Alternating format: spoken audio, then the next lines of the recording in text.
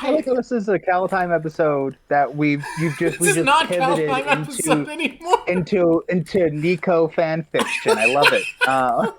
This. It turns out we're not talking about Kaldheim ever. That Drawk Show. Hello, everybody, and thank you for watching the Drawk Show. Welcome to the show today.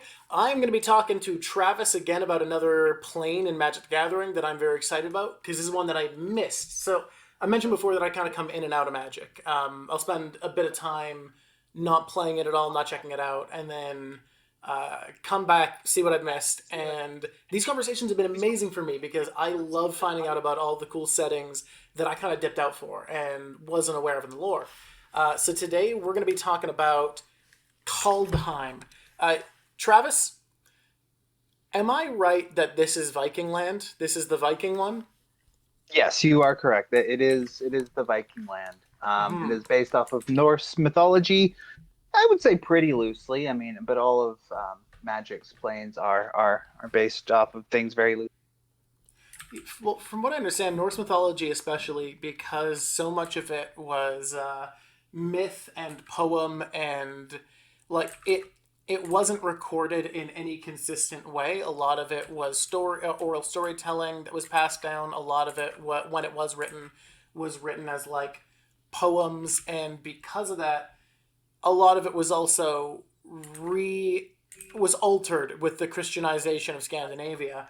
So we don't super know what the originals were. So I think it's perfectly fair if you're going to be very broad with any mythology. Like Norse mythology is very forgiving because there's many interpretations of a lot of the stories that different texts will tell differently. Um, let's start from the basics, which is who am I drawing, Travis? Who's this friend right here? So you are drawing the planeswalker, if I'm not mistaken, known as Nico Eris. Um, they This kind of connects back to our Theros conversation, Yeah.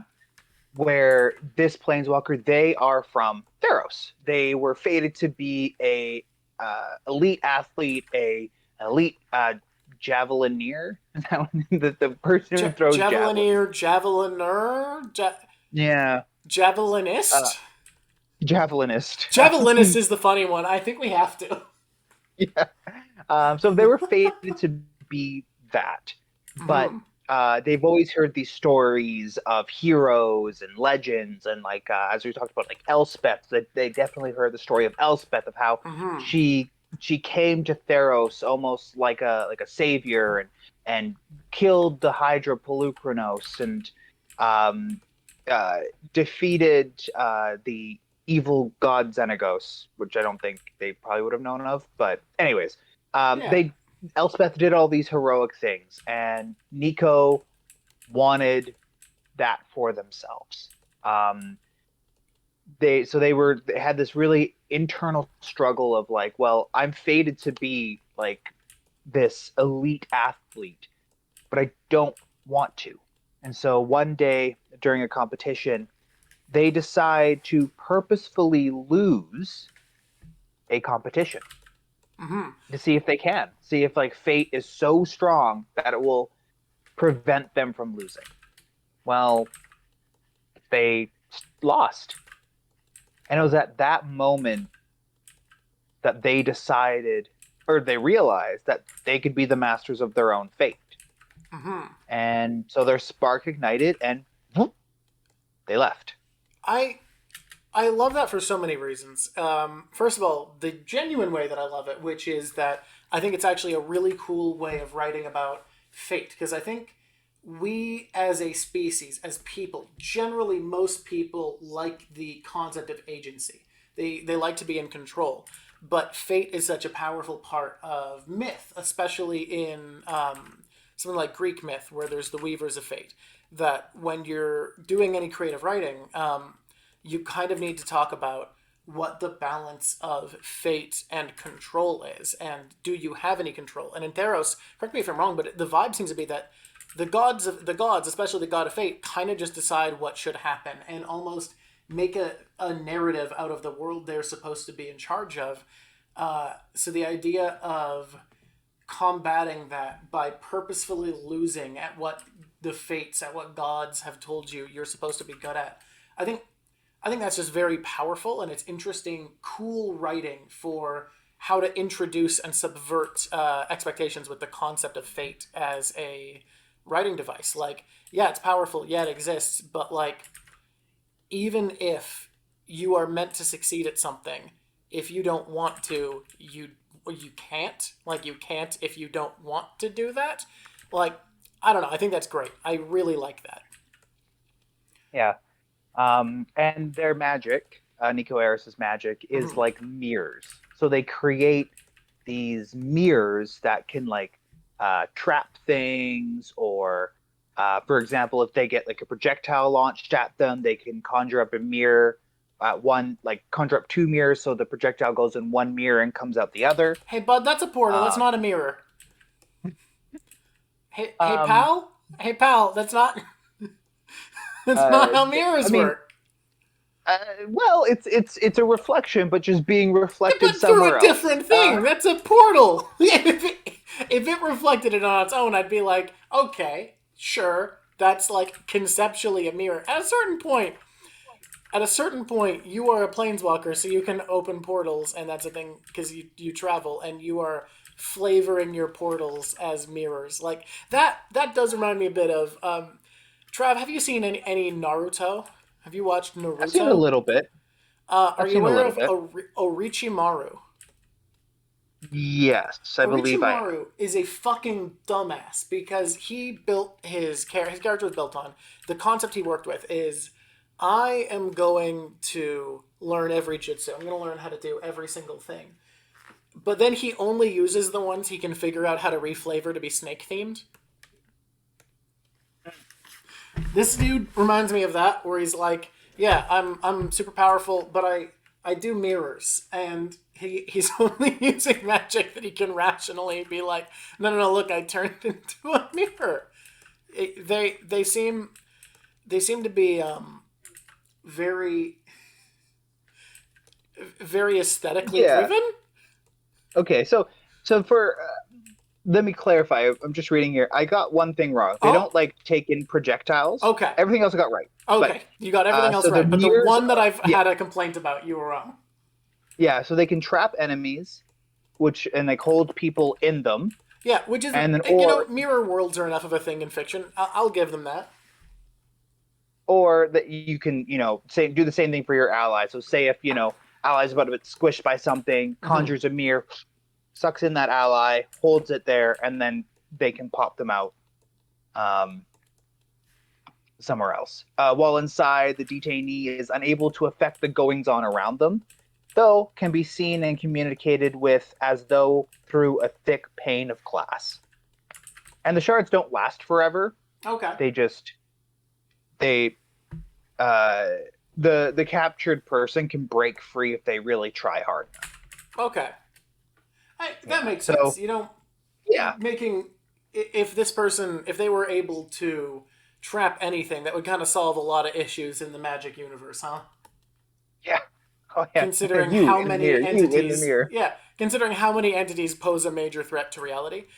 Then the second thing Yeah. I love about that story is a lot more of an ironic love, which is just I love how many questions it brings up about that day. So I want to walk you through this, right? Travis, put yourself you're an improv guy, right?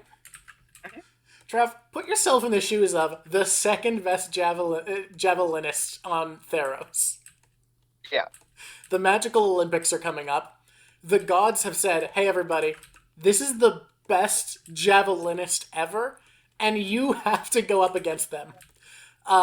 And the gods keep saying, "Yeah, this person's the best. They're going to be the best javelinist there's ever been. You've worked your whole life. You've trained day after day. You've woken up at the crack of dawn to throw sticks in your yard every day. And you are going to compete with a dude that God said, no, this person, they're the best, and no one will ever beat them." Then you Yeah. go to the competition. What do you do when you win?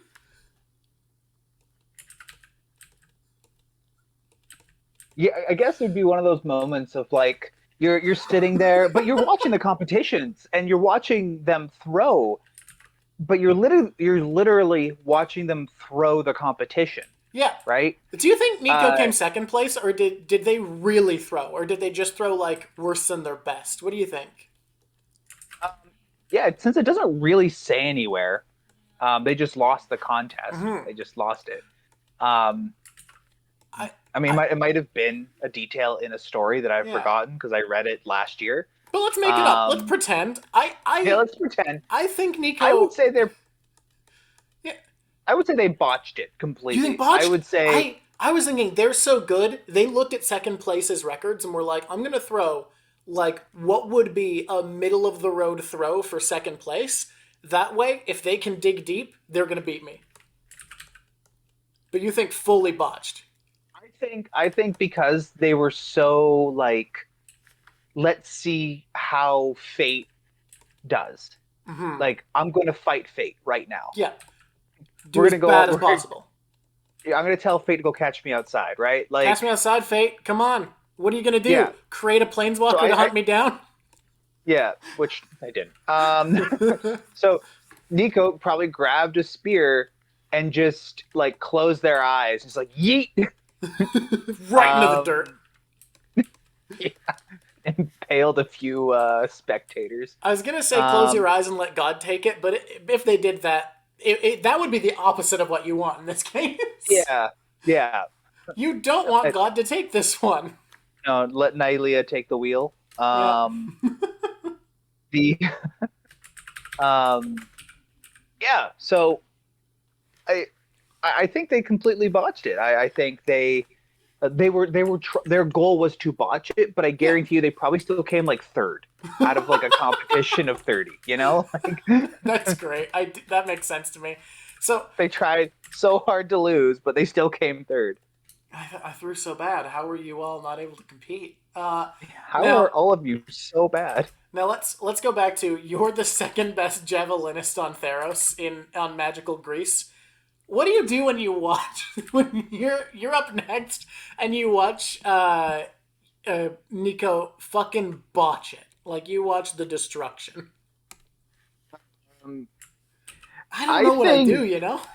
you're just sitting there in disbelief. You're like, how, why, like, I get you do like you want to do your own thing. Like maybe in my mind they've like talked about it, and like Nico's been like, ugh, I I I don't want to be a javelinist anymore.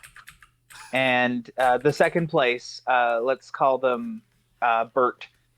Bert Yeah. goes, why? You're the greatest that there's ever been and ever will be. And Nico, I just don't. I want to be a hero. I want to go and do my own thing. And Bert's like, uh, Nico, come on, get your head in the game. And then they sing a musical number You think they about sing a it. musical number? They do, yeah. Uh huh. And then after, I think Greek, they were musical. And You then know, did they do musical? They did theater. Did they do musical yeah, theater? I I I think they had music in You know their what? theater. I watched Hercules. There's no way it would lie to me if they did musical. No, they definitely did because during like during Greek tragedies or Greek comedies, whenever the fates would come on, because that was a normal trope in those kind of plays, they would Hmm. sing. Like their parts were sung. Right, I forgot the So because it's called the chorus of the Fates. That's the yes, thing. Yeah. yeah. Okay. So in But my mind, they had a musical so number, you think they've talked and about this in the past, though? yeah, I feel like it's something that's been discussed, and like Bert is like, "Hey, Nico, Bert, the I know Bert, second best super Greek, javelinist, yeah, a super Greek name, just like Nico. yeah." Um, I mean, Nico is a lot more Greek than Bert. Yeah. I really thought Anyways, Nico was Slavic, but is it Greek? I'm pretty sure it's Greek. Okay. All Yeah. right. I guess lots of countries could also just have the same names as common too. I just also like really a lot of names with K's in them. I'm like, that's either Slavic or Greek. It's one So of the that two. sounds. Um, yeah. Yeah. So the I think Bert probably was very much like you got to keep like who's going to be my rival, right? Because you're consistently in second place. Yeah. you're And usually rivaling with the person who's in but first. do you think Nico? What do you think Nico is an arrogant javelinist because the gods said they were going to be the best? Or do you think Nico was like, yeah, you're right, I'll be your rival? Or would they have been nice? It I would have been nice. yeah. I've read the non-canonical comics, Uh huh. and The Nico, comics that represent an alternate canon. Because we should clarify, yeah, these aren't like fan comics. These are no Magic the Gathering Wizards of the Coast official non-main comic, canon comics. It's like yeah, Marvel What Ifs, but there's only one story. yeah, exactly, yeah. And Nico is one of the main characters Mm-hmm. of the comics, and they're really cool. They're a really cool character. Okay. They're very nice. They're generous. Okay. They're So, a little impulsive mm-hmm. because they want to do a good job. Because it comes from their years of athletic training, right? You do the best at what you can do. So they've done a few things that have been a little impulsive, which is Right. kind of funny because their color identity in Magic Yeah, I like was actually going is to point that out. Like, that's so weird for white blue. yeah. Uh, it's more of like the white. Mm-hmm. Though it is funny, I'm looking at their thing right now and it says that their center color is blue. So it's like, okay, it's fine. It's fine.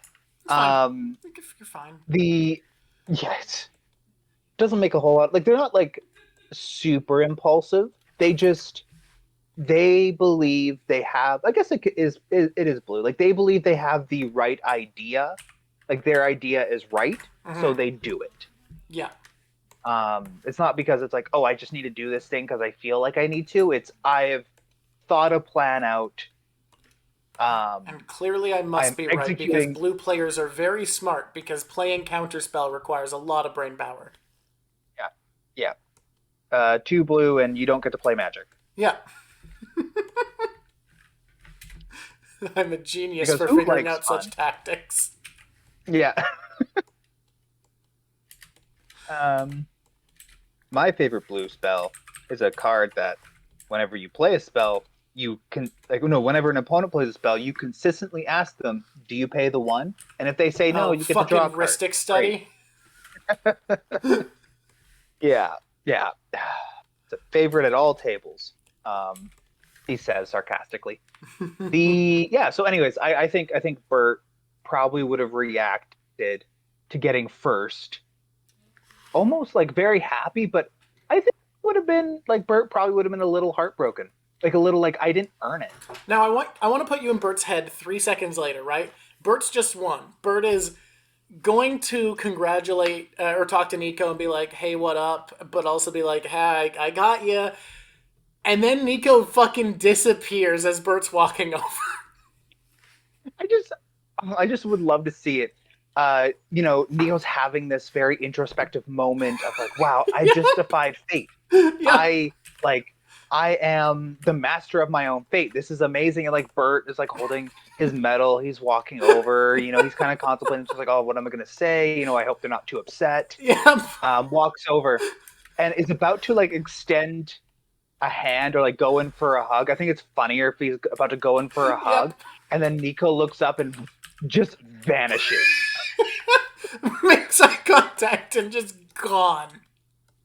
It's like, what the fuck? What? Now, Where? What? now we're gonna extend this a bit further. Like Bert, because news can't travel that fast. It's ancient Greece. Sure, there's some magical Yeah. stuff, but like Bert now goes back home to visit family, and his mom is like, "Oh, Bert, honey, did you come in second like you wanted at the javelinist competition?" It's like, no, no. Um, Mom, I came in first. what? But Nico is the best javelinist. The gods said so. The beings we worship, who run the world, said that Nico's the best. I feel like Bert slams the door and he goes, I know, Mom. I know Nico's the best, but Nico's not here anymore. Nico's gone. It's Bert time, baby. Does Bert turn Complete it 180. around? Hmm? Bert turns it around, becomes incredibly confident now. Yeah. I don't know how I Uh, would deal with the guy, the person who's supposed to be the best in the world vanishing in front of me after I beat them. Like, did I yeah. do that? Did I? What Were the they fuck? so depressed that I they just wanted to leave reality because I beat them so bad? Did the gods just smite Nico for losing to me? Like, you're never getting an explanation for what happened unless Nico comes back, right? Yeah. Now I'm And, sorry, you go. and so far Nico has not come back. I've put myself in a place now where I want so desperately. I need magic to give me catharsis for Bert, the character we've invented who does not exist, who is just like, why? What the fuck happened? Like they have something like Bert has to exist. There is someone who got second place, was like, that wasn't supposed to happen. Walked over to Nico and Nico vanished. That happened. I need Nico to go back and explain to that dude, like, no, no, no, no. You didn't get me smote. I'm fine. Things are okay. It was a great day for me, actually. Yeah, that would be you just imagine, sorry, Nico comes back to Theros after this Phyrexian thing has happened. And like Mm-hmm. obviously Theros will be affected. We've seen kind of like some screenshots Oh, okay. That was fun. of like every plane being affected by the Phyrexians. Mm-hmm. But say if like the Phyrexian invasion has come and gone, Bert is now the number one javelinist Mm-hmm. because Nico's gone. Uh,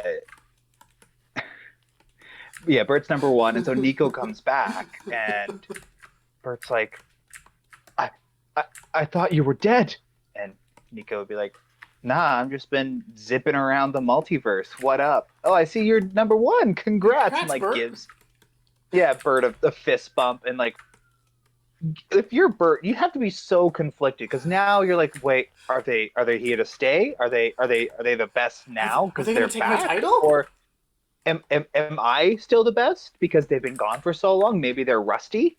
I Maybe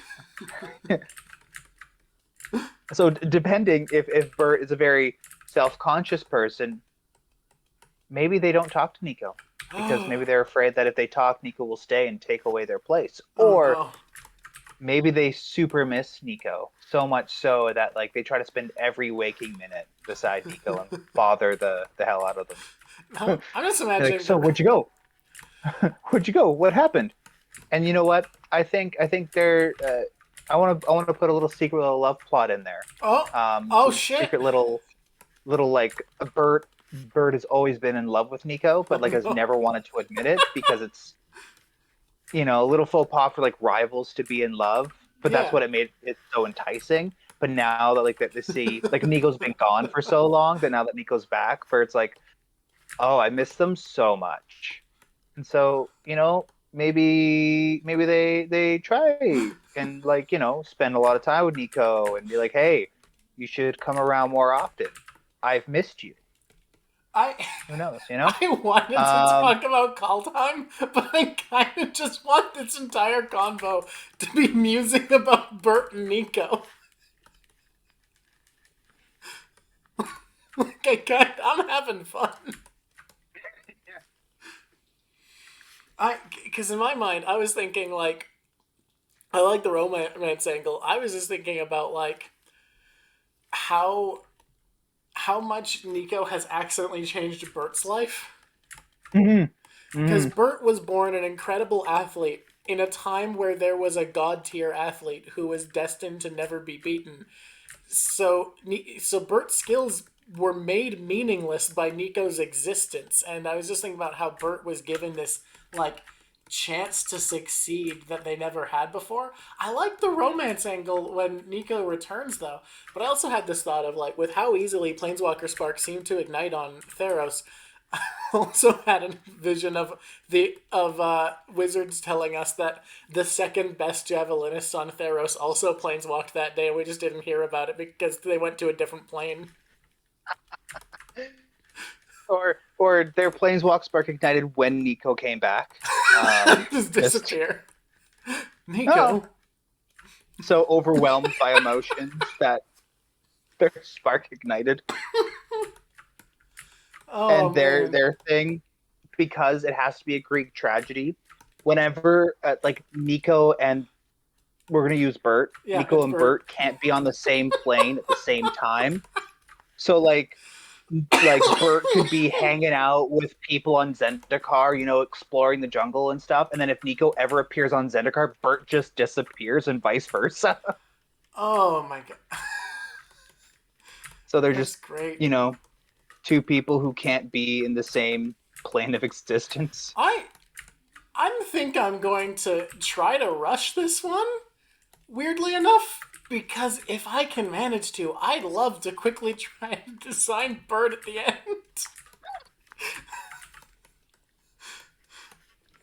Like I like how this is a Kaldheim episode that this we is just not pivoted Kaldheim episode anymore. into Nico fan fiction. I love it. This it turns out we're not talking about Kaldheim ever. Never again. It is only Nico and Bert. Should we mention anything about Kaldheim really quick? Like, I mean, Kaldheim is cool. It's got I believe 9 or 10 different 10. It has 10 realms, yeah, kind of okay, like kind of like the Nine Realms, but Norse there's one mythology. more. Yep, they added one to be different. Yeah, it's not Um, Norse mythology. They only had nine. yeah, so they have Istfell, which is and each of because they have 10 realms because there's 10 two-color pairings. Oh So, yeah, that's how they do. That's how they do it. yeah, so for example, Istfell, which is the white-blue pairing Hmm. realm, it's home to the spirits of those who didn't fall in battle. Okay, so this is the non-Valhalla ending. Yeah. So if you just die, you go to Istfell. Okay.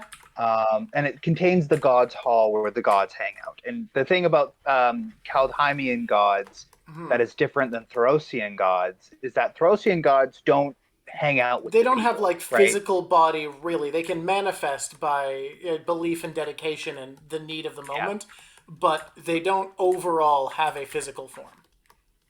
No, and then when they appear as like immense, giant, Like like constellation monsters who tower over continents. totally, exactly. Whereas Kaldheimian gods can walk amongst everyday mortals, Yeah, very much like it's the the Norse difference gods. between the Norse gods and the Greek gods, in that Norse gods are powerful people of great mythology and importance that are really more like the demigods of Greek myth, whereas the gods of Greek myth are like impossible beings who have forged the world. Like there are world creation myths in Norse mythology, but to my understanding, the beings, the Asgardians, are not the people who created the world. They are just powerful Yeah, inheritors of the world. To my knowledge, I could be misremembering Norse myth. yeah. I mean, I'm not the expert, so I could not Yeah, correct you one way or the other, but it sounds right. Um, and so the blue black. Just quickly go through the rest of these yeah, realms. Blue black is called Karfell. It's the realm of the Draugr, so the okay, Viking zombies. yeah. Um, and then Unlike the the black. Dwergar, which are evil dwarves. Yeah, yeah, the Duergar. Yeah, this is the Draugar, Very different ones. or Draugr. Um, and then the black red is Immerstrom, the land of fire, demons, and constant warfare. Okay, So it's essentially like hell. makes sense. Not not Vold. It's roll. It's so the red green is not Vold. Rolling hills and ancient mountains, blanketed in thick forests, form the home of the trolls. Okay, The green white is Brett Brettigard, which is the realm of the humans. okay, White black is Starnheim, the lofty realm of Valkyries and fallen heroes. all right. Surtland, which is the blue red, the snowy realm of constant geological turmoil inhabited by fire and frost giants who are locked in a never ending war. Uh, Black green, Skemfar, the shadowed forest land of wood and shadow elves. Red-white is Axgard, a realm of rugged peaks and rocky flatlands home to the dwarves. And Litjara, which is the green-blue, the mysterious realm of lakes and pine forests, and it's home to the equally enigmatic race of shapeshifters. Okay. I Yeah. I like. I mean, I'm a sucker for two color pairings. The I first started playing in the Ravnica block as a kid, so like that shit always gets me. I always do like reinterpreting the color pairings. I think it's very fun to see what they're gonna do. I also, to my knowledge, they brought back snowlands and snow permanence as a mechanic, right? They did, yeah. That was very much hinted at the year before, where they came out with the a set called Modern Horizons, Mm. and they released the Snowlands, a full art, basic Snowlands, Okay. and in that set. And then they released a couple of snow creatures and snow permanents and stuff in that set. And I believe they did say that we will be getting Snowlands soon, like more because before that snow basic lands were stupid expensive Well, yeah, because hadn't it to been buy. since Cold Snap? Yes. God, Cold Snap was one I played when I was like 11. Yeah, That's yeah, a and it while. hadn't been reprinted since then. Um, so yeah, and then they got reprinted in Modern Horizons, and then they said they're coming pretty soon, and then they were printed in Kaldheim. So Kaldheim had a lot of snow lands, snow permanents, cards that interacted with Mm. snow cards and snow mana. Um, yeah, So, the no, you go first. I would say the problem mechanically with reprinting snow cards and snow lands is that they all need to be in the same set Yes. because it's such a like specific mechanic. Hmm. Well, snow is, I find, so interesting because, in a sense, it's like the earliest version of things like energy counters and food tokens and the like, where it's this very specific set mechanic, but it was done in.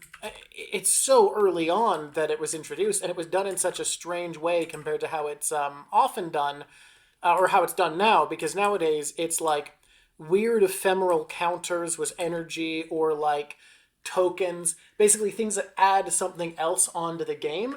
Whereas snow was added to lands, added to basic lands, which is such a big difference. And I think nowadays, if something set mechanic, instead of being additional thing that could kind of be ignored, was a fundamental change to lands, people would be shocked. Like I think it would be like in a world where snow never happened. I think that would be shocking. You know? Yeah, totally. I also think the snowlands themselves really bring another like because you can use them to power out regular spells, Mm-hmm. they become that much better, right? Because Mm-hmm. they're a step of they're literally a better version of a basic land, Yeah.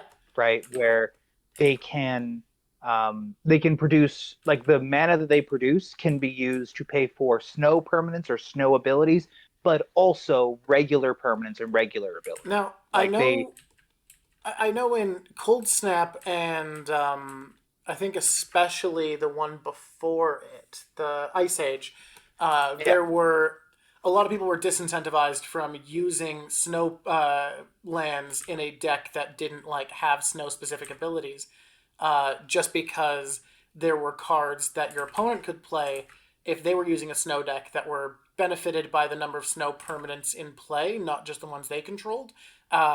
Basically, making it risky to use, like, to just dabble in snow and just have snowlands if you don't have a lot of cards that take advantage of it. Is that the case in Kaldheim, or is it just kind of safe to run snowlands without really worrying about anything? in Kaldheim Standard, which I don't think it's in I Standard don't think so anymore. anymore. Yeah. No, I think yeah, it's been rotated out. Um, the snow lands. In Kaldheim, there was no. You were not disincentivized from playing snowlands because there was nothing printed that would count all snow permanents. Interesting. And Okay. there was nothing really that punished you too bad for playing all snow basics. Oh. Um, Not that I can remember. I can quickly look through the set, but I don't actually think that there was anything that And there was was like nothing like, oh god, I could be misremembering, but I think either Ice Age or Cold Snap or one of those had like a card which was already kind of good, but then also had Snow Walk or some way of benefiting from your opponent having a snow land. So it was just like a little bit of a threat of like, hey, if your deck doesn't directly benefit, don't use them. That wasn't really a thing in Kaldheim. no, not that I can remember. Interesting. Yeah, just yeah. No, as I'm just reading through all these snow cards, um it's all about snowlands you control, snow permanents you control. There is one card here that I see that punishes snowlands. Okay. So But is it Redain, not good God of otherwise? Dorothy.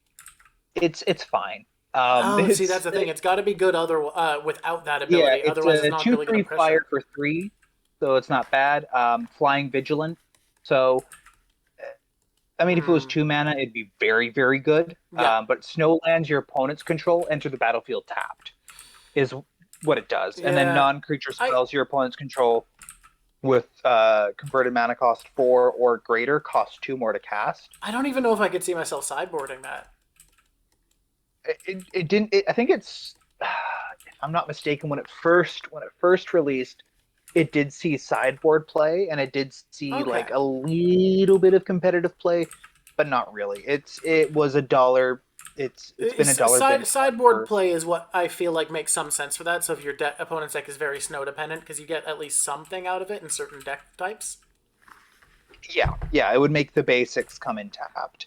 Um, and also it has another side where it's a legendary artifact that if a source an opponent controls would deal damage to you or a permanent you control, prevent one of that damage. And then whenever you or another permanent you control becomes the target of a spell or ability an opponent controls, counter that spell or ability unless its controller pays one. So since Eh, this was printed before Strixhaven, it would have given the second ability would have given Ward one okay. uh, to your stuff. So yeah, this has been a dollar rare. But yeah, that's the only card that I can see here. That would actually like at all punish someone for going in on snow. Yeah. Um, Wow, that it does just make them better. Then I mean, not necessarily in formats like Commander, but in formats like Commander, I don't really see many cards from Ice Age. Like even if it was good in Ice Age or Cold Snap Standard, a certain card, I don't remember what it was. Someone just warned me when I was a kid and building a deck. They're like, "Hey, don't use Snowlands because of this card."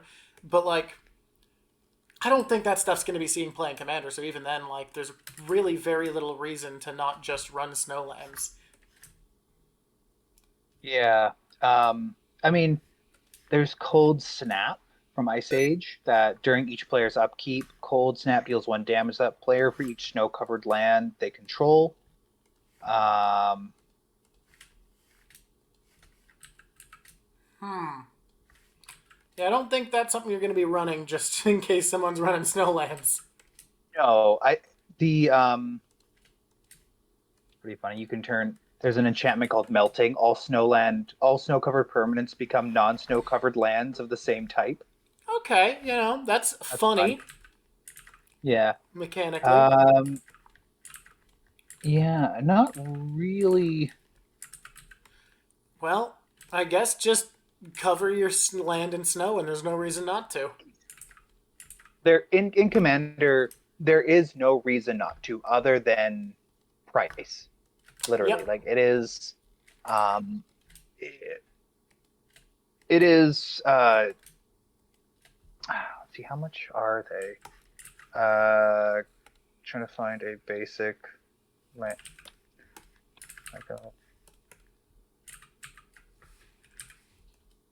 Haha. Oh, So what for do we an got? island, Yeah. it's about $1 per basic land for the snow covered basic for a snow covered island. Forest, it's about cheapest is about 66 cents. So we'll just say $1 each because except mountains are 30 cents. So they'd probably be 50 cents. Plains, probably 50 cents. And swamps, again, about 50 cents. So what it looks like is that everything but snow covered islands would be about 50 cents per. It, right now, if you were to go buy them from a store or something. Yeah, that's a Um, little bit more than regular lands, which a lot of local game stores will just give you. yes. Like, And some will sell them, but like you go up to any Magic player who's been playing for more than a year and you ask for basic lands. Like for example, myself, I know I have thousands that I will yeah, just give anybody who needs them. I'm I like, here I you go. have I have recently started because my wife came up with this idea and I loved it. Just like being selective enough that I don't want any two lands to share the same artwork in a commander deck. Because you have enough, you can just do that. Yeah. I mean that's fun. Yeah. Um, uh, for me, I like all of my lands to be full art, and so that gets Ooh, kind of look at limiting this with. guy going for full art lands. I like it. I like the aesthetic. It looks nice. But yeah, basic lands essentially free. So paying money for them means that they are kind of prohibitive to get. But there is literally no reason in Commander to not run them over basic lands because anything that says you can grab a basic land, you can grab these snow lands. Yeah, because they are basic as well as Yeah, yeah. It's something that I think is very cool. But I also do think like if modern Magic, like if this wasn't a legacy thing that people like that was brought back, the modern fan base would hate Snowlands because of that. Because there is always a lookout for stuff that there's no reason not to do. Characters, modern Magic players dislike inherently, which from a game design perspective, I actually think is the right instinct to have. Like I think there should never be anything that you basically have no choice but to do to be the most effective you can be. yeah. I think they made the right call by bringing them back because I think otherwise the only option is to ban it in legacy formats because they are prohibitively expensive, and reducing that price I think is actually a very good thing. That being said, I do genuinely think modern Magic players would be right to be mad about Snowlands if they were new. I agree. I think that if Snowlands had never been printed before Kaldheim and they just like came out in Kaldheim, uh, I think there would be a bit of an uproar initially, but then afterwards, like all things with Magic Yeah, controversy, it kind of disappears. Um, it would, yeah, because it is bringing a element into the game that does not punish you for playing it, yeah. and in fact just rewards you. That's all. It Reward just, only is yeah, never a thing in competitive game design that's great to see because like I mean there is no reason for practically any deck to not run Soul Ring. Like, it basically should be in every commander deck. And Magic's solution to that, yes and instead of no. banning it, has been to reprint it ad nauseum so that that doesn't destroy the game. So that it's not a terrible thing that you basically have to run Soul Ring. But if you don't make that accessible, it is just kind of a bad thing.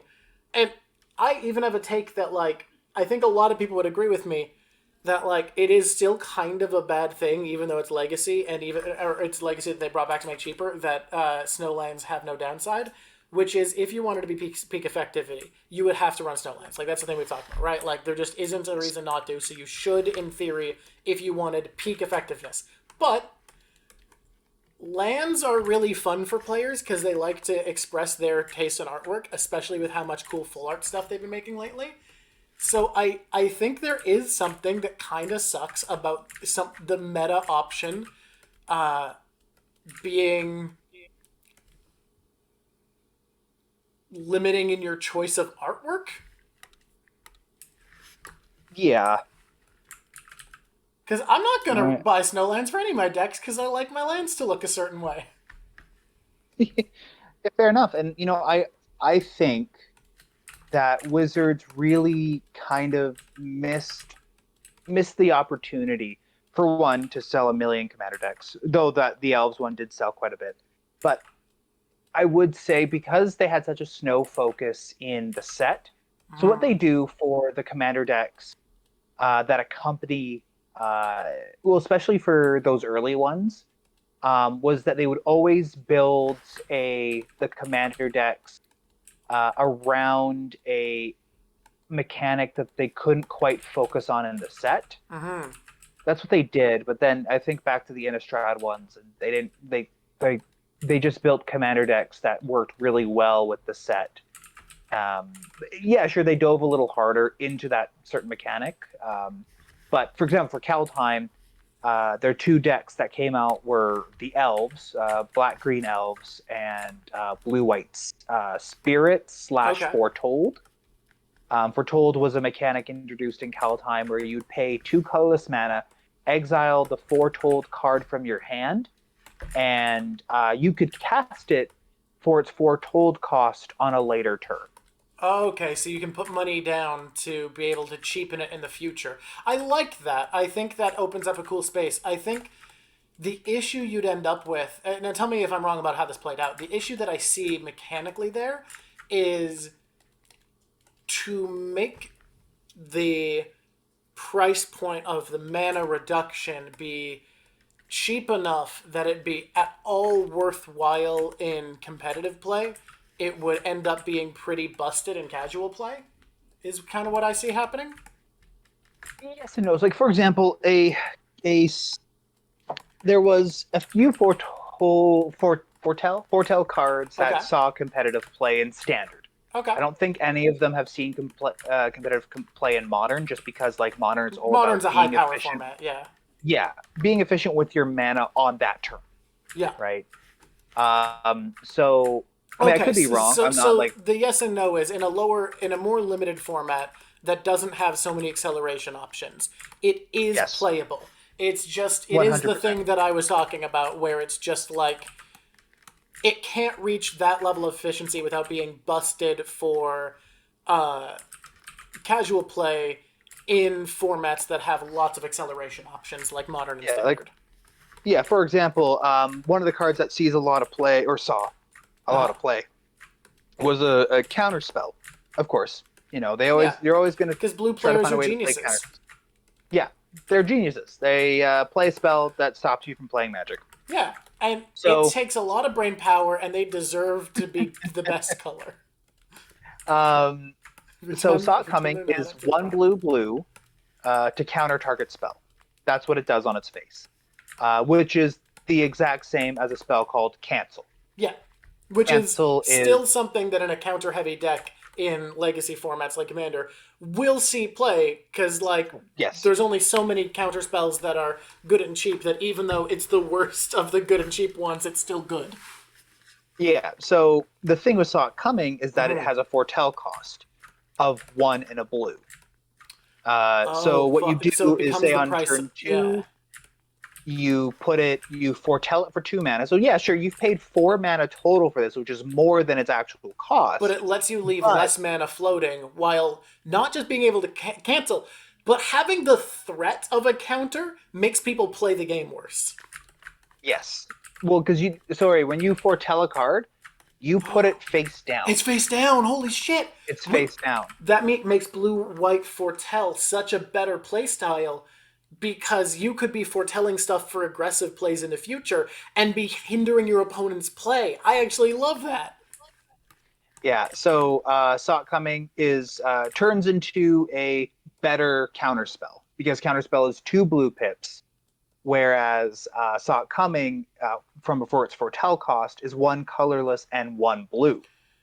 Okay, So it's the same price as a spell called Arcane Denial, which does the same thing, except it draws your opponent a card and draws you a card as yep. well. I think it draws them too. But regardless, it reduces its cost, and you get to put it on layaway and really kind of sit on it and wait until your opponent plays something big, or your opponent sees that you have foretold this card and you're playing blue white, and that's where there's a lot of foretell cards, and they're like, okay, I don't know what it is. Yep, that's okay. The fact that you put it face down and there is a 2 mana counterspell, I actually am way more excited about the idea of a white blue foretell deck because white has so. The biggest issue with white tends to be that you have a lot of mana efficiency for what you get on the board with your low end stuff, but not with your high end stuff. So you need to play lots of cards, and often with low mana efficiency to have a good white end game. But if you play white blue and you can have foretold cards, leave that 2 open. Your opponent plays hesitantly, doesn't make the plays they need to succeed, while you could just be setting up the on the boots end game with your white cards. That's such a cool combo.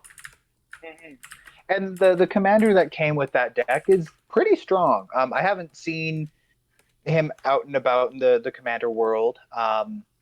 His name is Raynar, uh, the Ever Watchful. Essentially, you can foretell. You can pay a foretell cost. Sorry, your first foretell cost per turn costs 0. So you foretell a card for free. Oh my god, yeah, that's great. So it's similar to that commander who lets you morph for free once per turn. Yeah, exactly. But Raynar's second ability, he also has like Flying Vigilant. He's 4 mana for a 2/4, I think. My the Scrabble's being slow, so this is all I'm doing. This all from memory. Hey, no problem. And his second ability is that whenever you exile a card from your hand or the battlefield, uh, you create a 1/1 spirit. Oh, that's awesome. Yeah. That's so cool. You know, Yeah, I'm whenever about cards that. are put into exile from your hand, or a spell or ability you control exiles one or more permanents from the battlefield, create a 1/1 spirit. It, it's So it's kind of funny because coming into this, I was coming in ready to say a line I had prepped, which is something that I feel about Nico is I had a similar experience with Nico that I had with Teferi and Urza, where I go, oh, what a cool character! Their lore is awesome. Oh wait, they're blue white. I hate them. But it yep, actually seems like this playstyle of blue white I kind of jive with. It seems really fun because it's not just about control. It could let you use the illusion of control to be a smokescreen for your aggressive white play. exactly. Yeah. Nico's card is unfortunately they didn't get the best end of the stick Oh for no, their card Nico. design. Yeah. So they're Nico Eris, legendary planeswalker Nico. Uh huh. So X white blue blue. So you just uh, and then when Nico Eris enters the battlefield, create X shard tokens. Uh huh. So what these shard tokens do is they're enchantments, because Nico is from Theros, and Yeah. Theros is very Theros enchantment loves heavy. enchantments. Everything's an enchantment in Uh, Theros. Your mom's an they're enchantment.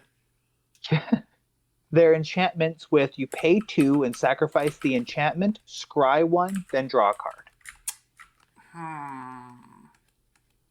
Okay. So they're better clues. Yeah. What Yeah. happened next? So they come in. So Nico Eris comes in with 3 loyalty.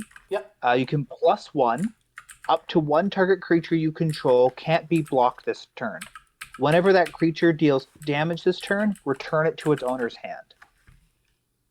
Okay, so blue white's made for flicker, but because it's so hard to get haste in those colors, that's made a lot worse. Like I feel like if that were a white, it feels like this is a card that could do work in a white red blue ETB based deck, or Yeah. yeah, you know. And then they have 2 more abilities. Both are -1. Okay.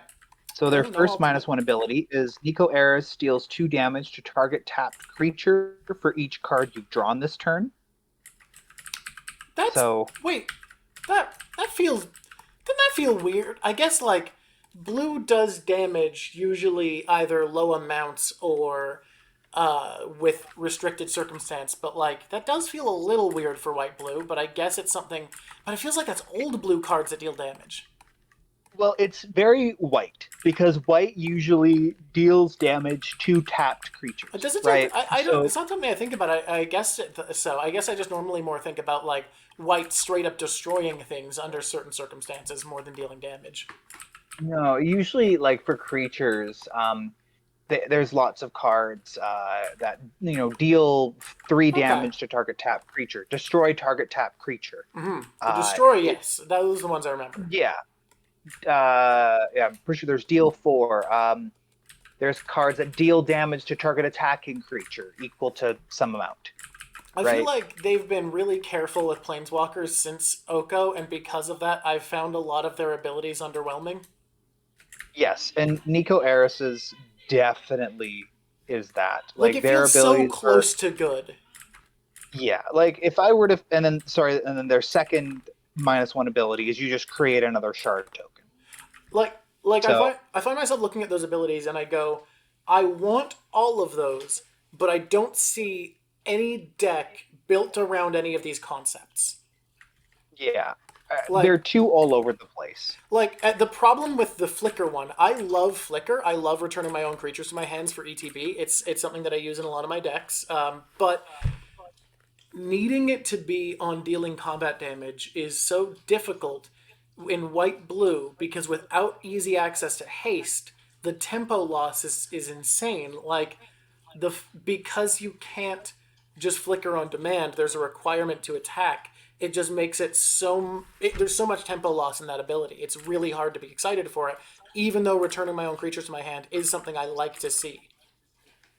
I mean, with that first ability, you would have to uh, target a creature for one that's cheap, so you can replay it. Yep. Has an ability on entering the battlefield, right? Yep. Oh So my those are god. the so you have to really, in order to take full advantage of that ability, you really have to meet those 2 requirements. Yeah. For example, you could use it on um, if you have just a control deck and you really need to get that 1 point of infecting, because that's your win con. Yes. You would use that ability on the Blighted Agent, which is a 1/1 that has infect for 1 and a blue. Yeah. You would use it on the Blighted Agent. You'd get in, hitting them with that 1 infect. Blighted Agent returns to your hand, and then you can just replay the Blighted Agent because it's 2 mana. Yeah. And that would really be the only, like that's in my mind the best case scenario.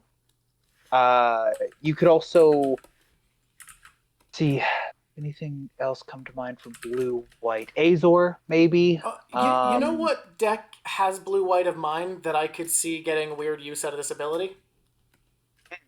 Uh, Niv Mizzet, the 5-color one. What's he called again? Is Yeah, that Living Guild Pact? Living Guild Pact. Yeah. Yeah. Uh, because like as much as he's not cheap to play, it's a deck that generates so much mana that paying 5 colors isn't that bad. And like, but the problem is it's still slower than a lot of the other flicker cards in that deck. So I don't know if it's worth it still. Like, would it be good? Yes. Are there other blue-white cards that would do the same goal better? Also, yes. Totally. And I see Nico Eris, like their first ability, I think also tries to play into the foretell mechanic by you swing in with that creature, it returns to your hand, and maybe you want to play it, you foretell it, right, for a reason, right? Or maybe there's something else you want to do with that creature that requires casting it. I looked up Azor the Lawbringer, who is originally from Ravnica Okay. and planeswalk to Ixalan, because Azor, somehow, the even though Azorius is named after. somehow, even though I love Ravnica, I didn't realize Azor was a planeswalker. Is that the Sphinx or is this like? He's a Sphinx. Yeah. Yep. Okay. Okay. He was trapped on Ixalan Because of that sun, what kills all the planeswalking. Yeah, the immortal sun.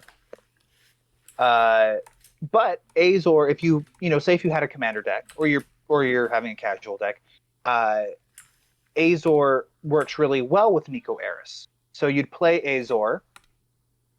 It's pretty expensive. It is 6 mana, Okay. but Azor it's a 6/6 flyer. Yeah, it's 6/6 flyer for 6.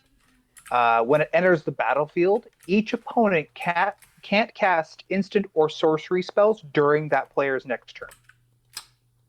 Ooh, okay. Yeah, no, I could see And I could see our NB lad doing work with that. I just sending that back to your hand and just locking out your opponents from instant sorceries in their turn. Talking about fucking over red blue players. yeah, and then whenever Azor God attacks, damn. you may play. You may pay X blue, sorry, X white blue blue, Uh huh. which I think is also the cost of Nico Eris. Yeah, It's it is. fun. It's funny. If you do gain X life, draw X cards. So it's the card Sphinx's Revelation just on this creature. So, I mean, it would be 10 Yeah. mana to even draw one card and gain a life if you attack with him. Yeah. But, if you're in the late game and you have this lock with Nico Eris where you're able to attack with Azor, potentially maybe, because now you've made Azor unblockable, maybe you draw a card, you bounce Azor back to your hand, and then you play Azor again, locking your opponents out of instants and sorceries, and then you just keep repeating that. Yep. Um, I like that. I definitely think that's the best use that you could get out of that ability is something like that. yeah, It's just and then yeah. Sorry, no, you yeah, go first. But just the other two abilities, like the create a shard token. Okay, cool. You just create more shard tokens. whatever. Fantastic. Yeah. That's good in most enchantment decks. You're getting more enchantments on the board, which you can then sacrifice to scry and draw. Great. Yeah. It's their other -1, dealing 2 damage to a target creature for each card you've drawn. Like, It is two requirements to meet. Like, yeah, you can think to yourself, well, things I want to deal damage to are often tapped, and I am playing white blue, I can often draw cards. But the fact that you have to meet both of those criteria to make use of it means that I think you're not going to run into that many situations where you have a ton of overlap, especially because, like, at least in less limited formats like Commander, a lot of the best card draw stuff, like you mentioned with Rhystic Study, isn't necessarily the things that draw you a lot of cards all at once. It's stuff that draw you consistent cards over a period of time. mm, So I just don't see that many situations where you're meeting both of the criteria to deal with the threat you want to deal with. Like, sure, are you having a lot of situations where you have drawn a lot of cards and where there is a tapped creature? 100%. But how often is it the creature you care about destroying? yeah, and it's also in, say, a format like Commander, Mm-hmm. 2 damage, because it does a minimum of 2 damage, Yeah. right? Because you've drawn a card that turn. Yeah. Like, even if you say you played a brainstorm, Yeah. so you've drawn a total of 4 cards that turn. Mm. I mean, that's 8 damage. That's significant. That's a solid amount of damage, but usually I find the threats that are tapped and attacking Mm. sometimes have more than 8 toughness. They do. Right? Or And they have vigilance. and the threats right? who you And want to deal 2 damage to aren't often tapped. exactly. Yeah. It feels like because of both of those criteria being needed, it's more a thing where it's going to feel cool when you have that option, and players are going to forget you have that option, and it's going to be game changing when you get to use it. But I would only like an ability like that if it were on a card that I could build around with its ability. A card that was always doing work without ever needing to use that ability. Because I like that ability, it's just not a selling point, it's like a cool bonus. Yeah. It's the cup I mean, holders. you could keep ticking Nico Eris up Yep. and not attacking with the creature that you choose, right? But Yeah. Which, you're not really doing anything at that point. yeah. You're kind of just like you're spinning your wheels. I do like that they are making Planeswalkers a little bit more conservatively than they did with Oko. I hope when we return to Eldraine we get an Oko who isn't broken, because I love the concept. I love what they were going for with him. But that said, I want Planeswalkers to feel a bit more impact than those abilities with Nico. Trav, do you have anything to plug before we go? Yeah, I am a writer over on Commander's Herald. If you go there and you find the Cut article series, I am the author of that, and I give challenges to deck builders, and then they build wonderful creations under those challenges, and you get to vote who wins and who moves on to the next round, and then rinse and repeat. Nice. Thank you, everybody, so much for watching. I have a blast talking to everybody, talking to my friend Travis here about Magic the Gathering, partially about Kaldheim, mostly about Nico and Brent, the amazing characters who there's going to be a video up that you can go watch if you want to, all about their adventures together and what happens when Nico gets back from Kaldheim back to Theros. Have a great day, everybody. Enjoy the world, go out there, throw your javelins, throw your javelin competitions, be the best or worst javelinist you can be. That's the lesson we've learned.